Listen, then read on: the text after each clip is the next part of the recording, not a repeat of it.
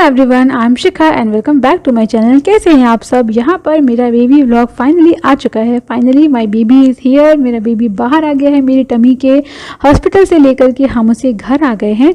घर आने के बाद जो कुछ भी रिचुअल्स होते हैं वो मैं आपको बताऊंगी, और इतना लेट वीडियो क्यों पोस्ट कर रही हूँ उसका भी मैं रीज़न आपको वीडियो में आगे बताऊंगी। तो वीडियो को पूरा आखिर तक ज़रूर देखें। व्लॉग पसंद आए तो लाइक और शेयर ज़रूर करिएगा। तो स्क्रीन पे आप देख सकते हैं कि मैं हूँ, मेरे हाथ पे बेबी, मेरी बेटी, मेरी सासू माँ और आंटी हैं। जो आंटी हैं वो सेन आंटी हैं, वही सारे रिचुअल फॉलो करती हैं। बेबी के होने के बाद के, कथा के, पूजा के, कुआं पूजन के, सब कुछ हम इनसे ही करवाते हैं।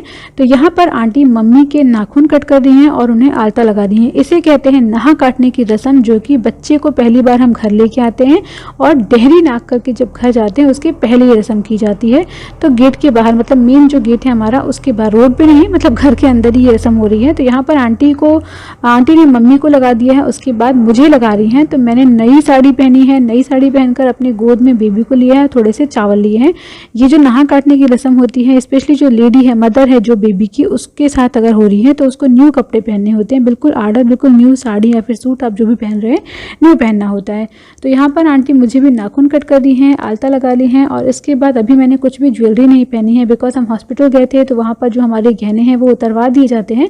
तो घर आकर ये सब कुछ करके मैं तुरंत अपनी ज्वेलरी सारी पहन लूँगी। पायल, बिछुआ तो मैंने पहना हुआ था, पायल, अपना मंगलसूत्र, चूड़ियाँ वगैरह, नई चूड़ियाँ, सब कुछ मैं अभी यहाँ पर पहनूंगी। तो जैसे ही आंटी ने ये सब कट किया उसके बाद हम आ गए थे। ऑलरेडी शाम हो चुकी थी। तो यहाँ पर आंटी मसाज भी कर रही हैं। बेबी की मसाज करते समय उसकी मौसी उसे थोड़ा खिला रही, क्योंकि हल्का सा वो ड्राउजी था, थोड़ा नींद में था, थोड़ा रो रहा था, इसलिए उसको थोड़ा सा ध्यान भटकाने के लिए मौसी यहाँ पर बैठी हुई थी। बच्चे की मालिश अभी हम सरसों के तेल से करवा रहे हैं। दो ये मेरा बेबी जो है वो गर्मी के मौसम में हुआ है। एक्चुअली ये वीडियो पोस्ट करने में मुझे थोड़ा लेट हो गया है। बेबी ऑलरेडी 1 मंथ का हो चुका है। मैं आपको बताती हूँ कि ये सब कुछ इसका लेट क्यों हो रहा है, क्योंकि जैसे ही मेरा बेबी हुआ था उसके सेकेंड डे ही हमें पता चला कि उसे जॉइंटिस हो गया है। तो जॉइंटिस थोड़ा ज़्यादा लेवल में था, इसीलिए हमें उसे हॉस्पिटल में एडमिट करना पड़ा, जिसके कारण हम बच्चे को लेकर 5 दिन तक हॉस्पिटल में ही थे। तो जो रिचुअल्स होते हैं, छठी वगैरह, वो हम नहीं पूछ पाए थे, इसीलिए मैं वीडियोज भी पोस्ट नहीं कर पा रही थी। व्लॉग मैंने शूट तो किए थे बट मैं एडिट करके पोस्ट नहीं कर पा रही थी। मालिश के बाद यहाँ पर बच्चे की सिकाई भी हुई थी। गर्मी में पैदा हो बच्चा, चाहे ठंड के मौसम में पैदा हो, 15 से 20 दिन बच्चों की सिकाई होनी बहुत ज़रूरी है।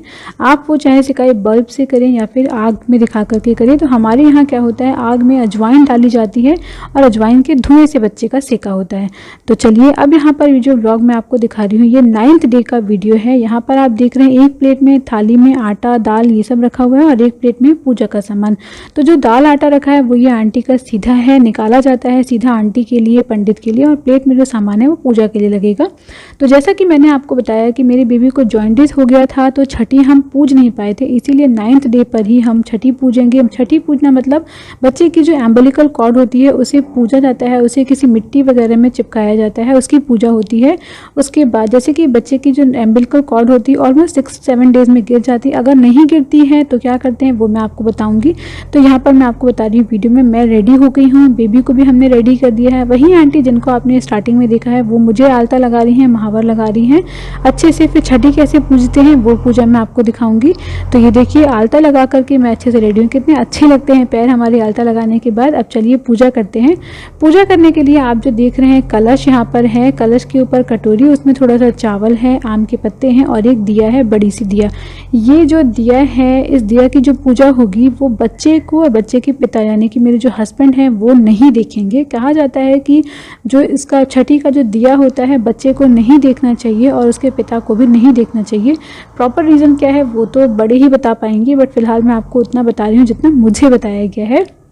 तो इसीलिए मेरे ननद ने मुझे यहाँ पे बोला कि भाभी आपको चढ़ा लीजिए। तो मैं यहाँ पर बच्चे को गोद में लेकर के एक टॉवल या फिर कपड़े से उठाऊंगी, फिर उसके बाद अपने आंचल से भी उठाऊंगी। जैसा कि मम्मी लोगों ने बताया, दादी लोग सभी बोल रहे थे कि बच्चे को जो दिया है वो देखने मत देना। हालांकि यहाँ पर मेरा बेबी जो है वो सो रहा था, बट फिर भी उन्होंने बोला कि बच्चे को कुछ उड़ा लो, तो उड़ाने से क्या होगा, बच्चा कुछ देख नहीं पाएगा। तो मैंने यहाँ पर बच्चे को एक छोटी सी टॉवल और अपना आंचल उड़ाया है। जो सारी पूजा होती है, ये जो सारे रिचुअल्स होते हैं, जो पूजा होती है, ये सारी पूर्व दिशा की तरफ मुंह करके कराई जाती हैं। तो मेरा मुंह यहाँ पर ईस्ट की तरफ है, तो यहाँ पर चलिए अब पूजा शुरू करेंगे। तो यहाँ पर जो कलश है वो मेरी ननंद है वो जलाएंगी। ननंद के ज़रिए ही यहाँ पर कलश जलाया जाता है। तो जैसे उन्होंने कलश जला दिया है, मैंने बेबी को ढाक लिया है ताकि वो दिया वगैरह कुछ भी देख ना पाए। अब चलिए यहाँ पे हम पूजा परफॉर्म करते हैं।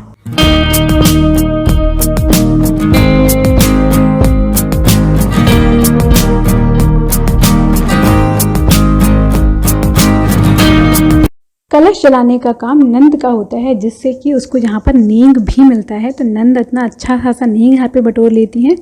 उसके बाद अब यहाँ पे पूजा होगी। पूजा बहुत ही बेसिक से सिंपल सी है। सबसे पहले आप जो नीचे ज़मीन पर चौक बना हुआ देख रहे हैं, उसकी चौक की पूजा होगी, धरती माता की पूजा।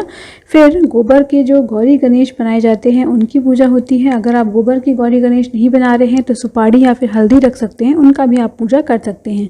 उसके बाद कलश की और दिया की पूजा होगी।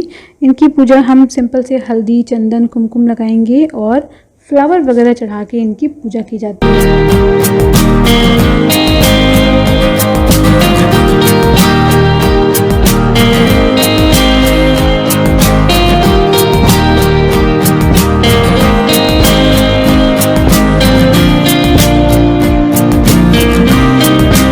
यहाँ पर कलश और धरती की पूजा हो गई है। अब मैं आपको दिखाती हूँ कि जो बच्चे की एम्बिलिकल कॉर्ड होती है उसका क्या करते हैं। बच्चे की umbilical cord mostly 6 to 7 days में निकल जाती है। अगर वो नहीं निकलती है तो हम बिना एम्बिलिकल कॉर्ड के सिर्फ चनों के साथ उसकी ये जो पूजा है छठी परफॉर्म करते हैं। अगर बच्चे की एम्बिलिकल कॉर्ड निकल गई है, जैसा कि मैं आपको यहाँ पे दिखा रही हूँ, ये देखिए मेरे हाथ में बच्चे की एम्बिलिकल कॉर्ड है और 7 चने के दाने हैं। कोई भी अनाज आपको लेना होता है तो यहाँ पर हमने चने के दाने ले लिए। इन सारे चने के दानों को और एम्बिलिकल कॉर्ड को हम इस तरह से एक मिट्टी में रखेंगे। इसे कहते हैं कनहरी छापना। हमारे यहाँ छठी के दिन ऐसे कनहरी छापी जाती है। अब देखिए मिट्टी के ऊपर मैंने रख दिया है सारे चने और बच्चे के एम्बिलिकल कॉर्ड को, जो कि अच्छे से ड्राई होकर के निकल चुकी है। अब इसके ऊपर दूसरी और गीली मिट्टी लूँगी और उसकी सहायता से इसे चिपका दिया जाएगा। इसकी भी पूजा कर दूँगी। अब जब ये मिट्टी सूख जाएगी तो इस मिट्टी को एम्बिलिकल कॉर्ड के सहित हम जहाँ भी आप रखना चाहते हैं, जैसे कि अगर आप कॉलेज में रख दीजिए, कहीं अच्छे प्लेस पे रख दीजिए, जैसे कि आप चाहते हैं कि आपका बच्चा बड़े होकर के अच्छी पढ़ाई करे, आप इसे कॉलेज वगैरह में फिकवा दीजिए। हमने भी इसे कॉलेज में फिकवाया था। अब आखिर में हवन वगैरह के साथ ये पूजा यहाँ पे समाप्त होती है। छठी पूजने के बाद यहाँ पर बच्चे के नामकरण की पूजा और सत्यनारायण की कथा हो रही थी, तो इसका भी छोटा सा क्लिप मैंने यहाँ पे रिकॉर्ड किया है। तो सत्यनारायण की कथा समाप्त होने के साथ ही बच्चे का यहाँ पे नामकरण भी होता है। सुबह सुबह में ये पूजा हो जाएगी। छठी भी हमने पूज ली, हमने ये कथा भी यहाँ पे फिनिश की थी। कथा में मैं, मेरे हस्बैंड बैठे हुए थे साथ में बच्चे को लेकर के। सत्यनारायण की कथा फिनिश होने के बाद बच्चे का नामकरण भी यहाँ पे साथ में होता है। तो मुझे बेबी बॉय हुआ है, तो उसके हिसाब से जो राशि का अक्षर निकला था, तो पंडित जी ने हमें नाम सजेस्ट किया था ज्ञानेंद्र। ज्ञानेंद्र हमारी बेटी के राशि का नाम है। वैसे हम उसका क्या नाम रख रहे हैं वो मैं आपको आने वाली वीडियोज़ में, आने वाले दिनों में बताऊँगी। तो कथा और सत्यनारायण की पूजा के साथ आज का व्लॉग मैं यहीं पर ख़त्म करूँगी। अगले व्लॉग में मैं आपको दिखाऊँगी कि हमारे यहाँ कुआँ पूजन कैसे होता है, कौन से डे पे होता है। तो वो सारी चीज़ें देखने के लिए आप मेरे चैनल को ज़रूर से सब्सक्राइब कर लें और मेरे साथ जुड़े रहिए आगे के सारे वीडियोस देखने के लिए। मैं जल्दी ही आपके साथ अपने कुआं पूजन का व्लॉग शेयर करूंगी और बच्चे के साथ हमारे डेज़ कैसे निकल रहे हैं वो भी मैं आपके साथ जल्दी ही शेयर करूंगी। तो बस आज का व्लॉग यहीं पे ख़त्म करती हूँ। अगर आपको वीडियो पसंद आया हो तो लाइक और शेयर ज़रूर करें।